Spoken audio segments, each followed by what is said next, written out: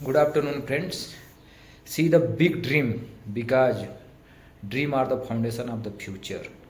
स्वप्न बड़े देखिए क्योंकि स्वप्न ही फ्यूचर की नींव होती है। यदि आप बड़ा ड्रीम नहीं देखेंगे तो बड़ा कैसे लाइफ में कर सकते हैं। तो इसके लिए स्वप्न बड़े देखिए, ठीक है। स्वप्न वो मत देखिए जो सोए हुए में देखते हैं। स्वप्न वो होना चाहिए जो सोने न दे, ठीक है। मैं Rahul Kumar Kushwaha, civil engineer, Africa से लाइव आकर कंस्ट्रक्शन से संबंधित प्रैक्टिकल नॉलेज शेयर करता हूँ। यदि आप लोग के पास कोई प्रश्न है तो आप लोग मेरे कमेंट बॉक्स में अवश्य पूछें, मैं उसका रिप्लाई करने का पूरी कोशिश करता हूँ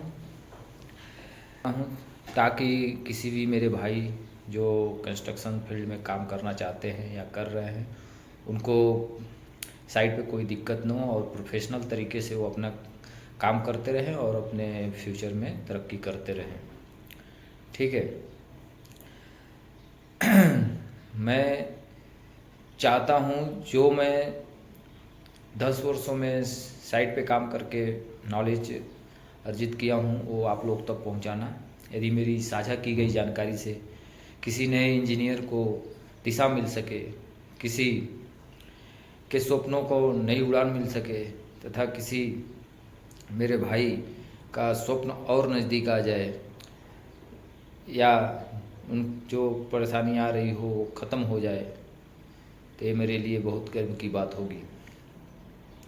जैसा कि आप सभी जानते हैं, जो जिसके पास मेरा वीडियो गया होगा वो अगर देखे होंगे तो उनको कॉलम की, जैसा मेरा लास्ट वीडियो था कॉलम का कटिंग लेंथ कैसे निकालते हैं, तो उनको आई होप समझ में आ गया होगा। लेकिन मेरा आगे का आज का टॉपिक है कॉलम का रिंग निकालने से ही नहीं कॉलम का वेट निकल सकता है। कॉलम को वेट निकालने के लिए कॉलम में जो सलिया डाले हैं इसमें रिंग बांधे हैं, रिंग बाइंडिंग किए हैं, रिंग को स्टीरप्स भी बोलते हैं। जो स्टीरप्स लगाए हैं उसका कटिंग लेंथ निकालने से ही नहीं आप उसका वेट निकाल पाएंगे। तो उसके लिए आपको क्या क्या जानना ज़रूरी है, बेसिक नॉलेज होना चाहिए। फिर मैं एक बार बता देता हूँ, स्टीरप्स निकालने के लिए किसी भी कॉलम या बीम का स्टीरप्स, रेक्टेंगल स्टीरप्स निकालने के लिए आपको क्या क्या नॉलेज होना चाहिए, ये सब ड्राइंग में दिया रहता है। जैसे कॉलम का साइज़ पहले आज भी बता देता हूँ, कॉलम का साइज़ होना चाहिए। वो ऑलरेडी कंसल्टेंट जो ड्राइंग प्रोवाइड कराता है उसमें लिखा रहता है, वो लिख देता है कॉलम का साइज़ क्या है, उसका कवर कितना है, कॉलम में जो रिंग लग रहा है या कॉलम में जो मेन सलिया लग रहा है उसका साइज मतलब थिकनेस क्या है। ये सब डिटेल्स पहले आप फाइंड कीजिए ड्राइंग से। ड्राइंग में कहाँ लिखा हुआ है, कॉलम का शेड्यूल देखिए, उसमें शेड्यूल में दिया रहता है, ड्राइंग बना के भी दिया रहता है। तो वो पहले आप फाइंड करके फिर किसी भी कॉलम का रिंग का कटिंग लेंथ निकालें।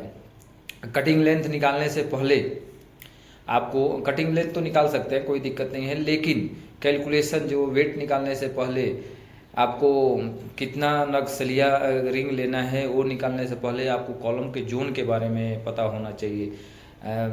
कॉलम जोन शटरिंग में तो नहीं आता है, जब रेनफोर्समेंट करते हैं, जब बीबीएस बनाने जाते हैं तो जोन का आपको मालूम होना चाहिए। रेनफोर्समेंट जब सलिया बांधने जाएंगे तो आपको जोन का ध्यान रखा जाता है।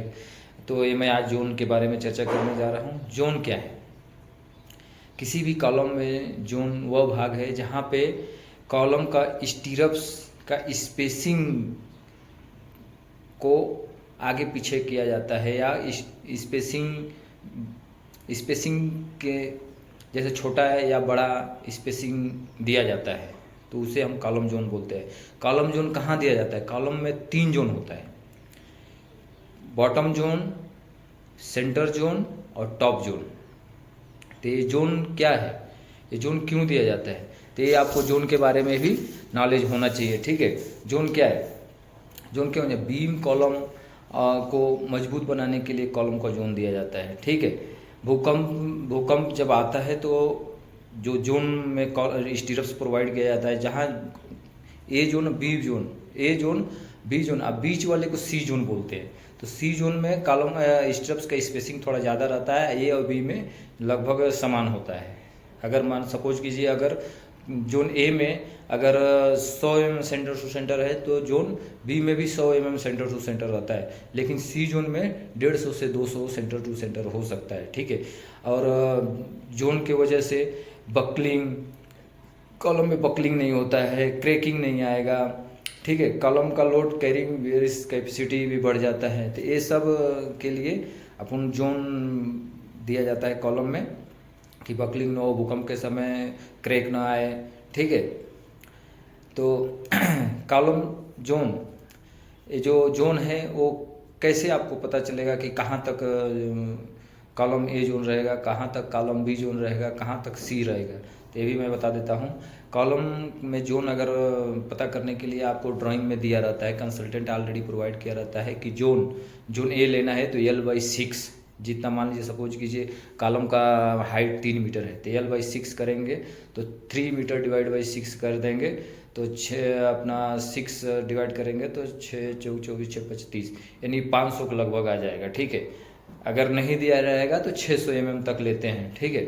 अगर उसका दिया है क्या बोलते हैं L/6 भी 500 आ जाएगा, 550, यही 500 से 600 के बीच में कॉलम ए जोन लेते हैं। Same to same column B zone भी लेते हैं। तो ए जोन जैसे मान लीजिए एक कॉलम है, इसका 3 मीटर हाइट है तो अपन जोन ए यहाँ तक ले लेंगे 600, फिर जोन बी ऊपर ले लेंगे और जितना बीच का हिस्सा बचा रहेगा वो अपना कॉलम सी हो जाएगा, मतलब जोन सी हो जाएगा, ठीक है। तो इस तरह से हम लोग कॉलम जोन को डिवाइड करते हैं। तो ये जोन के बारे में आप लोग को नॉलेज होना चाहिए। इसमें देखिए एक पॉइंट आया था बकलिंग।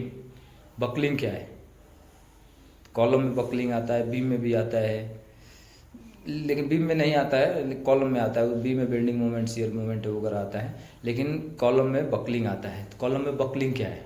जब मान लीजिए कॉलम में, किसी भी कॉलम में अगर आवश्यकता से ज़्यादा, मान लीजिए डिजाइन किया गया है 100 किलो न्यूटन का लोड, लेकिन अगर 125 किलो न्यूटन लोड आ गया तो वो जो कॉलम का शेप, एक मिनट में बताता हूँ,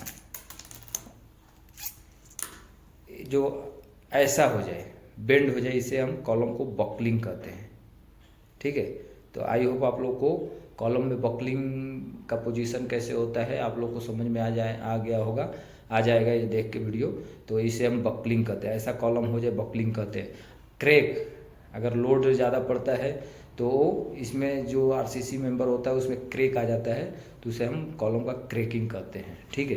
क्रैक आ जाए उसे क्रैकिंग कहते हैं, बेंड हो जाए उसे बकलिंग कहते हैं, ठीक है। तो ये सब बात आपको ध्यान में रखना है कि कॉलम का जोन कितने टाइप का होता है, उसका काम भी बता दिया। L/6 पे सलिया का वो डालते हैं अपना, क्या बोलते हैं, जो स्टीरप्स होता है L/6 ए जोन में लेते हैं, L/6 बी जोन में लेते हैं, और सी जोन में जितना बीच का दूरी जो बचा होता है वो ले लेते हैं, उसे सी जोन बोलते हैं, ठीक है। तो कभी भी रिंग का, अगर रिंग का संख्या निकालना है, कितना नंबर ऑफ रिंग कितना आएगा, तो जोन जो स्पेसिंग रहता है उससे डिवाइड कर। जैसे सेंटर टू सेंटर 100 है तो ए जोन में भी 100 रहेगा, बी जोन में भी 100 रहेगा, लेकिन सी जोन में 100 से 150 रहेगा।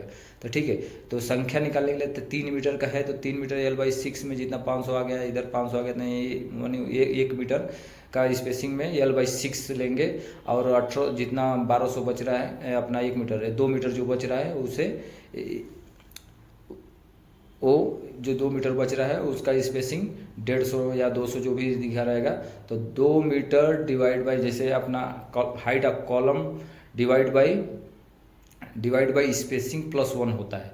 तो ये फार्मूला है इस नंबर ऑफ रिंग निकालने के लिए। जैसे एक कॉलम में कितना रिंग आएगा तो आपको zone A, zone B, zone C के अकॉर्डिंग निकालना है। तो जोन ए या जोन बी आप जोड़ देंगे और तो आपका स्पेसिंग जो 150 का स्पेसिंग है वो निकल जाएगा, और जो 150 के स्पेसिंग रहेगा, बी का जो सेंटर का पार्ट बचा रहेगा वो डिवाइड बाई स्पेसिंग कर देंगे तो आ जाएगा।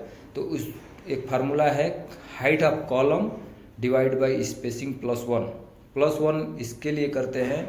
जितना भी नंबर आप डिवाइड करेंगे, जैसे 3 मीटर में 100 का डिवाइड कर लेंगे तो 100 का डिवाइड करेंगे तो 10 आएगा, लेकिन 10 + 1 लिखते हैं, मतलब एक संख्या ज़्यादा जोड़ते हैं। ठीक है, किसी भी कॉलम का रिंग निकालने के लिए +1, height of column divide by spacing +1 लिखते हैं। तो ये फार्मूला आपको याद रखना चाहिए। और एक फार्मूला से आप तो रिंग निकाल लिए, कटिंग लेंथ निकाल लिए। कटिंग लेंथ मान लीजिए 1300 का एक कटिंग लेंथ एक रिंग है, मान लीजिए 30 रिंग है तो 30 मीटर हो गया। तो 30 मीटर से तो आपको वेट निकलेगा नहीं, तो उसके लिए वेट के लिए आपको एक फार्मूला और याद करना पड़ेगा। किसी भी डाया का सलिया का 1 मीटर का वेट निकालने के लिए फार्मूला है d²/162। तो डी इसमें क्या है, डाया ऑफ सलिया, डाया ऑफ स्टील। तो अभी रिंग अपन दो टाइप का सलिया का ही अधिकतर बनाते हैं, 8 mm 10 mm। इससे बड़ा सलिया का अगर रिंग बनाना है तो कंसल्टेंट जब दिया रहेगा तभी आपको बनाना है। ठीक है, नहीं तो अधिकतर हम लोग 8 mm का ही रिंग बनाया जाता है, कहीं भी 8 mm का ही रिंग बनाया जाता है। अगर बड़ा स्ट्रक्चर है, बड़ी क्वांटिटी में बड़ी संख्या में अगर कंक्रीटिंग करना है, अगर वहाँ पे रिक्वायर एज पर कंसल्टेंट के रिक्वायर के अनुसार अगर 16 mm का रिंग या 12 mm का रिंग यूज किया जाना हो तो वहाँ पे स्पेशल दिया रहता है, लेकिन 10 mm 8 mm का ही रिंग बनाया जाता है। तो डी आपको फार्मूला बताया d²/162। तो डी क्या है, डाया बार। तो आप 8 रही है 8 का स्क्वायर कर देंगे, डिवाइड बाई 162 कर देंगे, तो जितना आएगा उतना 1 मीटर का वेट हो जाएगा। अभी आपका जो 30